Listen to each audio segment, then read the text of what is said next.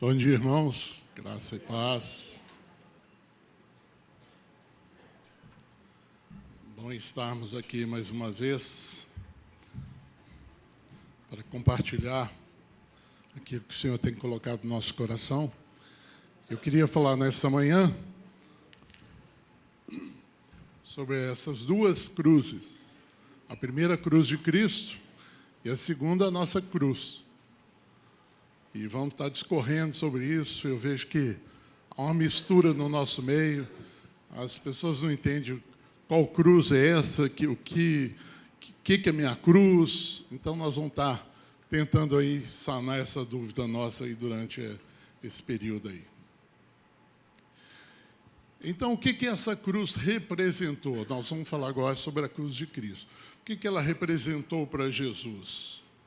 1 Pedro 1, 19 e 20 fala assim: mas pelo precioso sangue, como de cordeiro sem defeito e sem mácula, o sangue de Cristo, conhecido com efeito antes da fundação do mundo, porém manifestado no fim dos tempos por amor de vós.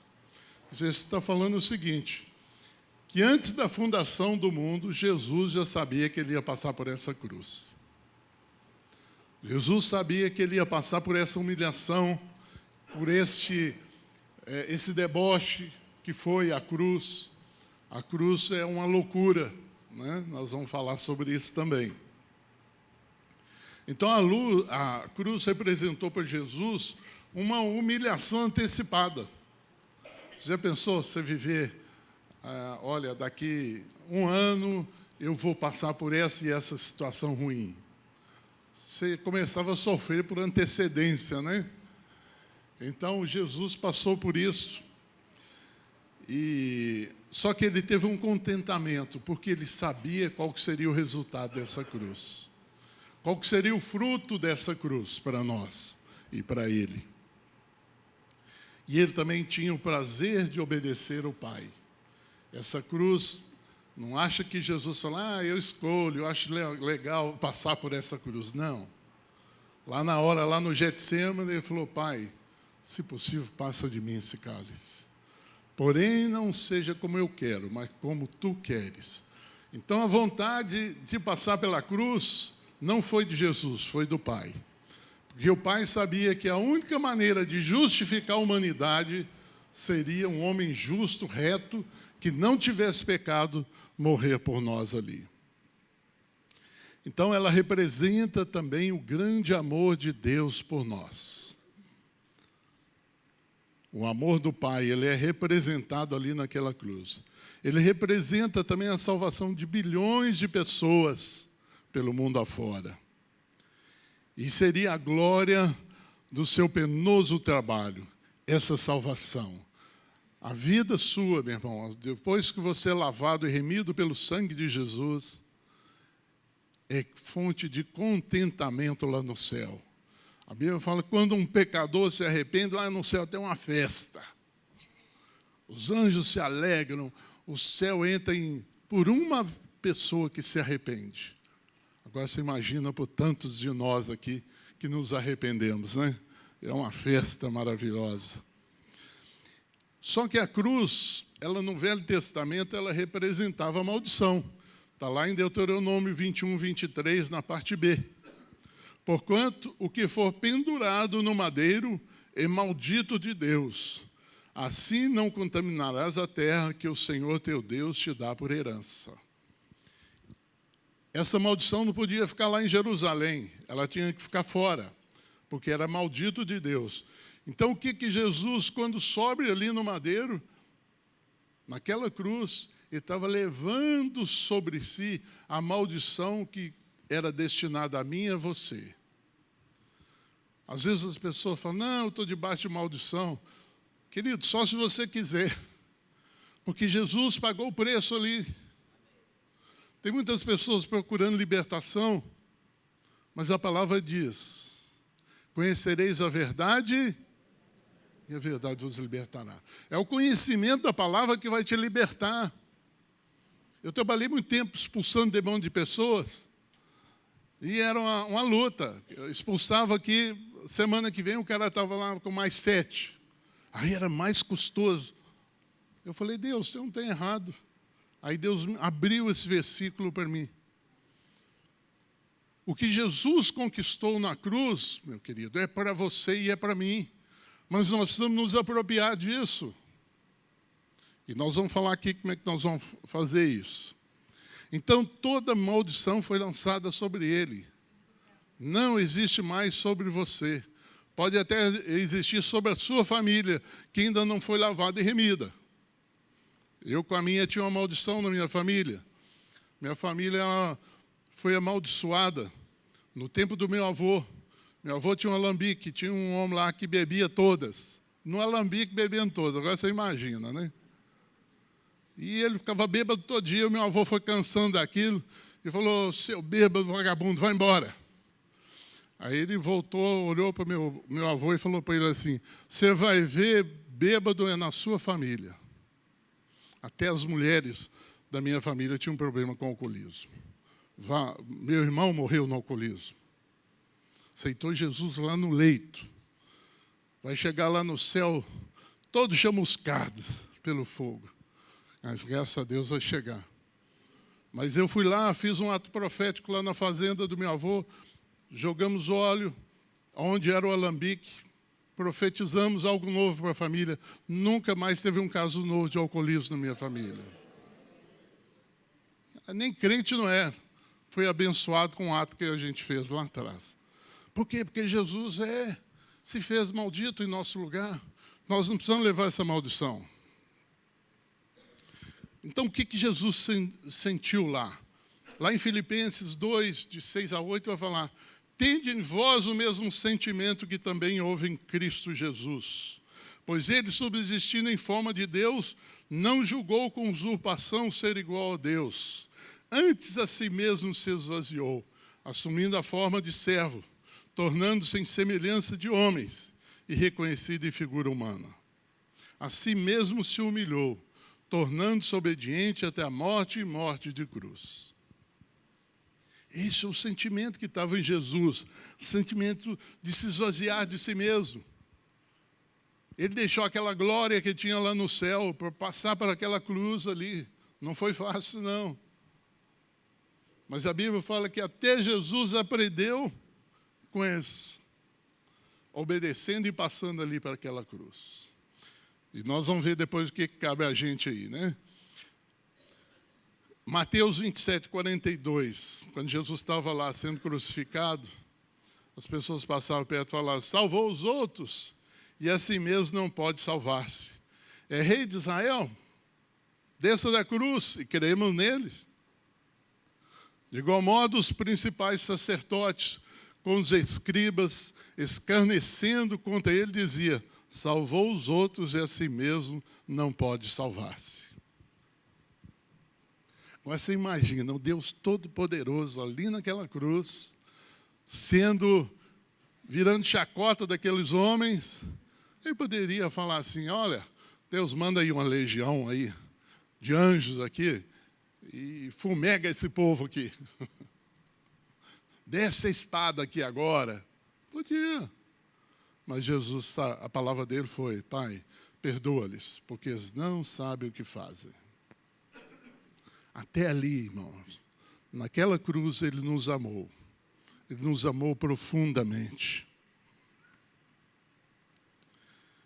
Agora, o que ele conquistou ali? Colossenses 2, 14, 15 fala assim, tendo cancelado o escrito de dívida que era contra nós, e que constavam de ordenanças, o qual nos era prejudicial, removeu inteiramente, encravando na cruz. E despojando os principados e as potestades, publicamente os expôs ao desprezo, triunfando deles na cruz. Por que eu e você temos autoridade sobre demônios? Porque o que Jesus fez ali, expôs a eles. E passou para a igreja a autoridade sobre eles. Irmãos, o Brasil está desse jeito, eu não tenho dúvida, porque a igreja está se omitindo, não está assumindo a autoridade que ela tem. Aí vira essa confusão que está aí. Vocês lembram, em Belo Horizonte, há uns anos atrás, não tinha carnaval, o carnaval acabou. Você acha que acabou do nada? Não, a igreja orou e profetizou: o carnaval aqui acabou. Aí veio uma nova geração de crentes que não conhece o Senhor. É engraçado falar isso, né? Geração de crentes que não conhece o Senhor, não conhece aquilo que Jesus conquistou por eles lá na cruz, e fica sofrendo todo tipo de coisa. Irmãos, nós precisamos voltar para a cruz de Cristo e ver o que o Senhor conquistou ali para nós. O Charles Spurgeon falou um negócio muito interessante. Ele falou assim: todo trecho da Bíblia leva à cruz. Do Velho ao Novo Testamento. Você lê, se você não encontrou a cruz, volta e lê de novo, que você passou despercebido por alguma coisa. A Bíblia toda aponta para a cruz. A Bíblia toda aponta para o que Cristo ia fazer ali naquele momento por nós. E não podemos desprezar isso, meu querido. A cruz representa o sacrifício de Jesus por nossos pecados e o plano de salvação de Deus. Ao estudarmos a Bíblia, tornando a cruz como referência, teríamos uma maior compreensão de Deus e da sua vontade. Quando a gente entende a cruz, a gente entende o nosso chamado, a gente entende por que passamos, às vezes, por tantas dificuldades. Hoje eu estava vindo para cá, ouvi uma palavra interessante. Falou: o diabo não está preocupado com o que você é, ele está preocupado com o que você pode ser. Achei interessante isso. Falei: é mesmo. Ele olha para mim, nós olhamos para nós mesmos e fala assim: cara, eu não posso nada. Eu já estou beirando 70, acho que a minha vida ministerial acabou. Mas o diabo sabe que não, sabe mais do que a gente. Porque ele sabe que Deus tem um plano na nossa vida. E aí ele faz tudo para impedir esse plano de cumprir na nossa vida. Mas se nós nos achegarmos a ele, ele não vai conseguir. Romanos 5, 7, 8 fala assim: dificilmente alguém morreria por um justo, pois poderá ser que pelo bom alguém se anime a morrer. Mas Deus prova o seu próprio amor para conosco, pelo fato de ter Cristo morrido por nós, sendo nós ainda pecadores. É o amor a cruz é a demonstração do amor de Deus. Querido, se Deus tivesse feito uma assembleia lá no céu, falasse: olha, o homem precisa ser salvo. Tem alguém aí que poderia morrer pelo homem? Nem querubim, nem um serafim, nem um anjo de primeira, de segunda, de terceira. Nada. Nada nos justificaria. Nada justificaria um homem. Mas tinha um lá que falou assim: eu vou, pai. Eu vou. Ele é Cristo que demonstra isso por nós. Então, que recompensas nós recebemos na cruz? Primeiro, salvação. Quando Cristo morre, a própria Bíblia fala: se o diabo soubesse que o plano de Deus era que Jesus fosse crucificado, jamais ele teria crucificado o Senhor da glória. Estava encoberto aos olhos até do próprio diabo quando lia a Bíblia e não entendia. Porque ele não tem o Espírito Santo como nós temos. Segunda coisa que Jesus conquistou ali: perdão dos nossos pecados. Terceira coisa, anulação do nosso escrito de dívida. Justificação. Nós somos justificados, querido, não porque nós somos bonzinhos, mas por causa de Cristo. Jesus falou: todo aquele que crê em mim e confessar isso, será salvo, será transformado em uma nova criatura. Ele passará por um processo de um novo nascimento. Vai surgir uma outra pessoa dentro de você. Quem já passou isso que eu estou falando, sabe o que eu estou falando. Eu vejo assim algumas pessoas convertendo a prestação, né? Eu fico sem entender, porque a minha conversão foi assim: um dia eu era safado sem vergonha, no outro era outra pessoa. Num dia era drogado, no outro não era. Num dia era mulherengo, no outro eu não queria nada com essas moças mais. Não é porque eu me tornei bonzinho, nada disso. É porque alguma coisa nasceu nova dentro de mim. E se você ainda não passou por essa experiência, meu querido, você precisa passar. Porque sem essa experiência você não entra no reino de Deus. É simples assim. Mas as pessoas falam, não, mas é só eu aceitar Cristo. Se você fizer isso pela fé. Né? Meu médico estava comentando comigo que a esposa dele, na verdade, a Juliana, que ele viu o batismo ali, né? E Nassim e a Flavinha batizando o filho, os três chorando. E ela falou assim, Robert, eu estava lá atrás chorando junto com eles. Que legal! Uma família unida, um pai batizando o filho. Cara, isso é o máximo da vida cristã. Nós não podemos desejar nada mais do que isso. Então, ele reconquistou ali a nossa reconciliação com o Pai. Nós estávamos afastados de Deus, irmãos. Tudo que a gente fazia para procurar a Deus dava errado, a gente fazia de maneira errada. E Deus falou assim, eu vou tirar isso, vou traçar um caminho, vou mandar Jesus morrer por eles na cruz, pagar o preço deles. Quem quiser eu sempre ponho lá no o meu e-mail, lá no comecinho, quem quiser essa mensagem, só mandar um e-mail para mim e falar, ou um zap, falar, Robert, manda mensagem para mim, eu mando, tá bom? Pode ficar tranquilo. E qual é a nossa cruz? Nós falamos da cruz de Cristo. Então disse Jesus aos seus discípulos, se alguém quer vir após mim, a si mesmo se negue, toma sua cruz e siga-me. Interessante isso aqui. Esse versículo está falando duas coisas que não é a cruz. A primeira, seguir a Cristo não é só a cruz. A segunda, negar a si mesmo, não é só a cruz.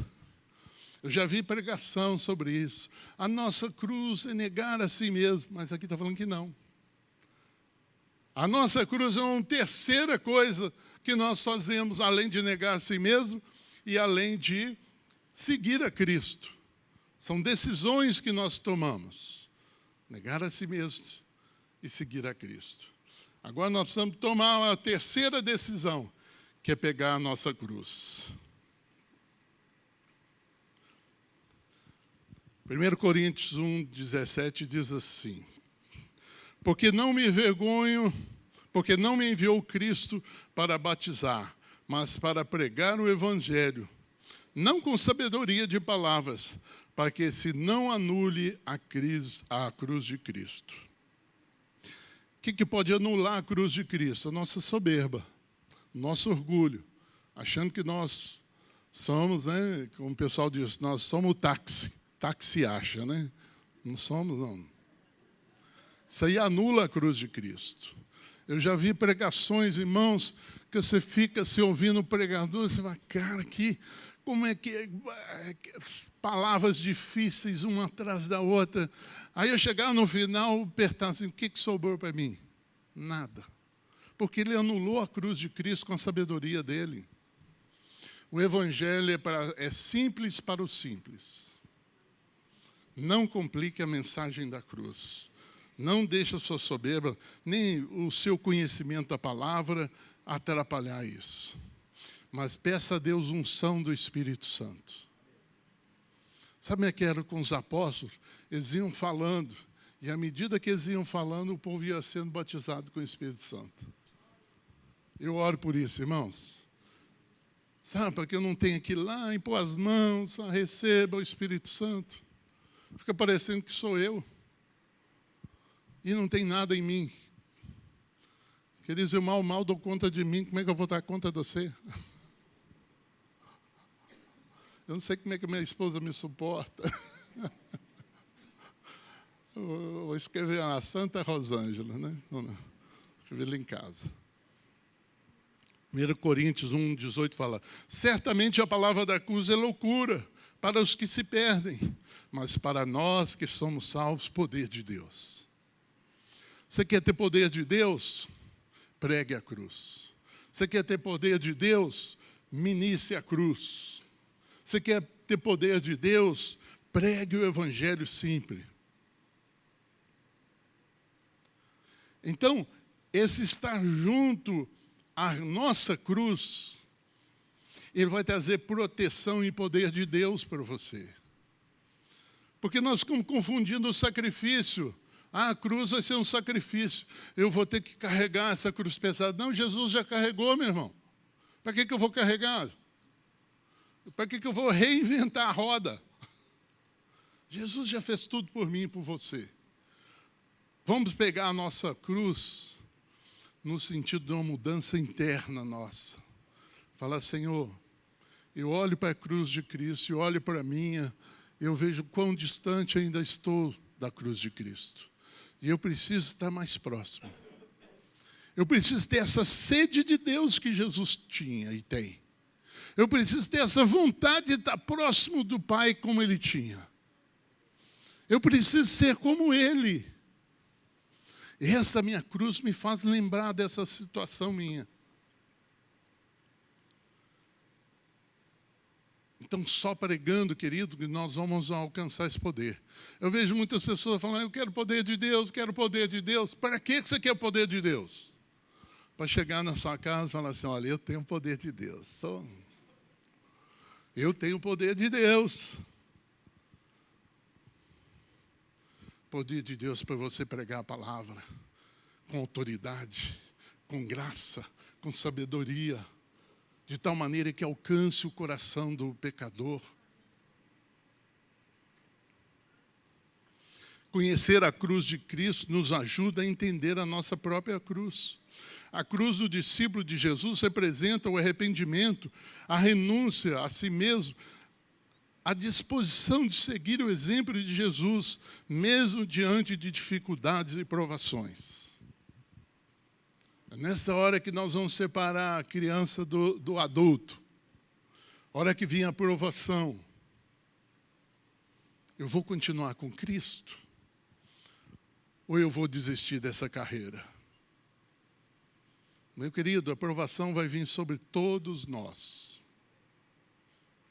E se você não tem provação, pode vir aqui que eu vou orar para você ter provação.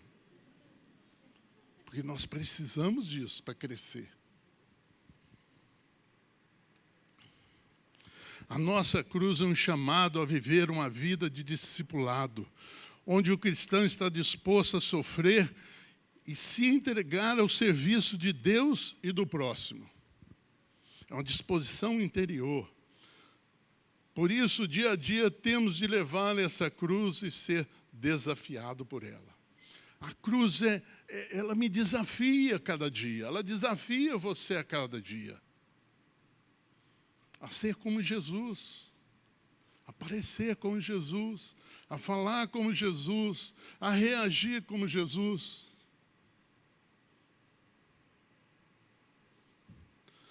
A cruz de Cristo, ela trouxe morte para Ele, mas para nós vida. Jesus falou, né? Você quer ganhar a sua vida? Perde ela. A cruz, nossa, vai nos ajudar a perder a vida para ganhar. A de Cristo, salvação e a nossa pregação da palavra. A cruz de Cristo trouxe perdão. A nossa cruz traz arrependimento. Tem um texto em Romanos 2:4 que fala assim: o amor de Deus, a longanimidade de Deus e a bondade de Deus é que nos leva ao arrependimento. Aí eu estava ministrando na igreja de casa, me veio não posso dizer que é uma visão, mas algo assim na minha mente, assim, ó, é como se tivesse diversas taças diante de Deus, com os nossos pecados escritos.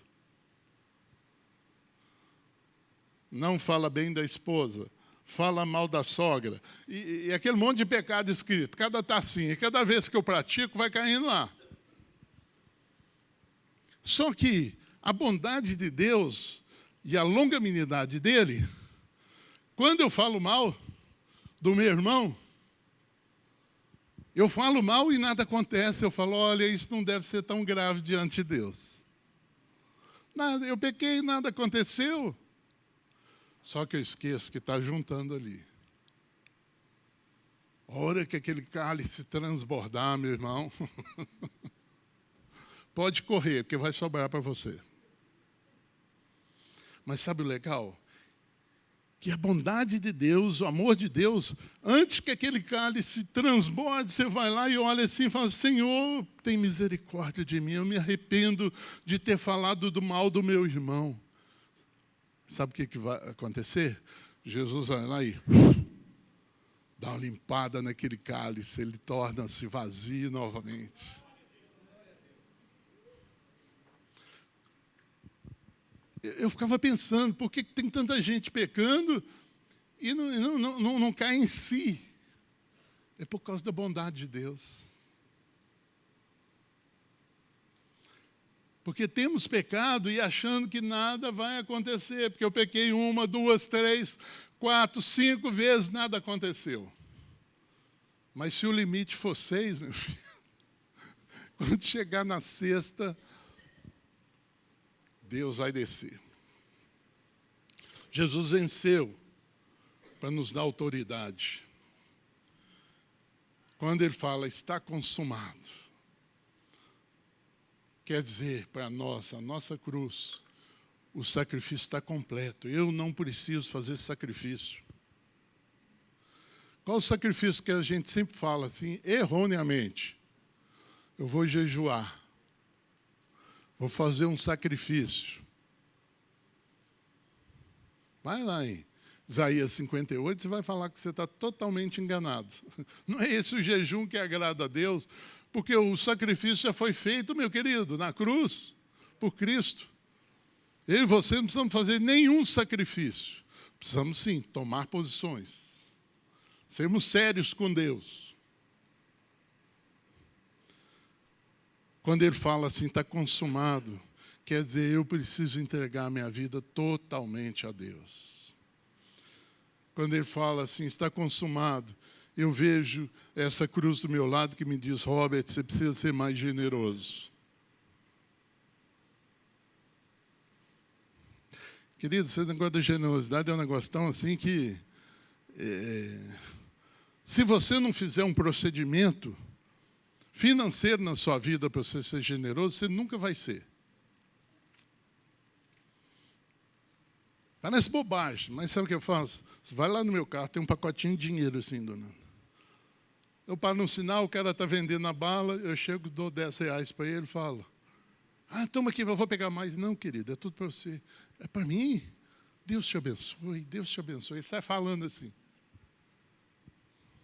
Frentista de posto. Uma vez eu dei R$8 para a moça, depois, aí ela calibrou o pneu, eu dei mais 10, ela falou, mas você já me deu. Eu falei, mas isso é para você. E sabe, isso para mim, meu irmão, sabe o que é? É me ensinando a ser generoso todo dia, toda hora, o tempo todo. Eu não sou bonzinho, não. Eu tenho que planejar isso. Eu planejei uma parte do meu salário e Deus falou assim, essa parte aqui é do pobre. Você tem que dar ela todo mês. Se você não der, você está metendo a mão no que não é do pobre. Faça uma finança com Deus, faça lá um planejamento, fala, Deus, o que é meu aqui? O que não é meu que eu estou metendo na mão? Então, a nossa cruz vai nos levar a amar a Deus, vai nos ajudar a servir a Deus, a amar o irmão e servir o irmão. Servir o irmão. A cruz, ela não está nas nossas costas, ela está do nosso lado. Você não carrega a sua cruz. Primeiro que você não dá conta.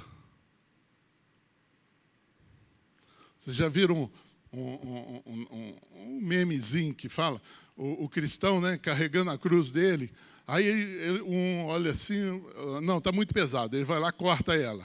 Aí aliviou. Aí ele anda mais um pouquinho, ainda está muito pesado. Ele corta mais um pedacinho. Aí a hora que vai chegando lá na frente, tem um abismo. E o irmãozinho que não tinha cortado, colocou a cruz em cima, passou sobre o abismo. E a dele não deu para passar o abismo. Não damos conta. O Senhor já levou para mim e para você. Feche seus olhos. Senhor Jesus, essa é a Tua palavra, Deus. E eu te peço que o Senhor venha aplicá-la em nosso coração nesse dia. Eu te peço que o Senhor venha avivar a nossa vida através dessa cruz pessoal nossa, através do conhecimento da cruz de Cristo, do sacrifício que Ele fez ali. Louvado e bendito seja o Teu nome, Senhor. Levanta um povo aqui forte, um povo maduro, um povo que sabe quem é o seu Deus, um povo que conhece aquilo que Jesus conquistou ali na cruz. Levanta sobre nós, Senhor, a Tua palavra nessa manhã. Ajuda-nos, ó Deus, a entender a autoridade, o poder que o Senhor colocou em nós. E não é porque somos mais ou menos, mas é porque o Senhor nos amou. E o Senhor tem um plano na nossa vida. E eu te peço, Senhor, vem tomar cada um aqui nessa manhã. Muda a nossa vida, Senhor, muda a nossa história. Não queremos ser criancinhas, ó Deus, agitados para um lado e para o outro, mas sermos maduros, ter uma fé concisa, uma fé alicerçada na palavra de Deus.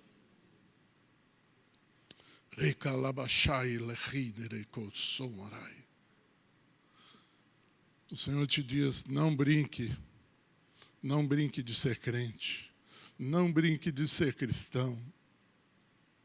Essa é a manhã que o Senhor está te convencendo para você se arrepender dos seus pecados, se arrepender dessa vida errada que você tem levado. Chore diante dele, fala, Senhor, tem misericórdia de mim. Gera em mim um genuíno arrependimento, Senhor. Eu quero parar de fazer isso, eu quero parar de roubar, eu quero parar de falar mal dos outros, falar mal da liderança, falar mal dos governantes. Senhor, eu quero ser santo porque o Senhor é santo. Eu quero ser puro porque o Senhor é puro. O Senhor está contemplando nosso coração nessa manhã. E eu sei que Ele vai fazer uma obra tremenda na sua vida e na minha vida. Louvado e bendito seja o nome do Senhor.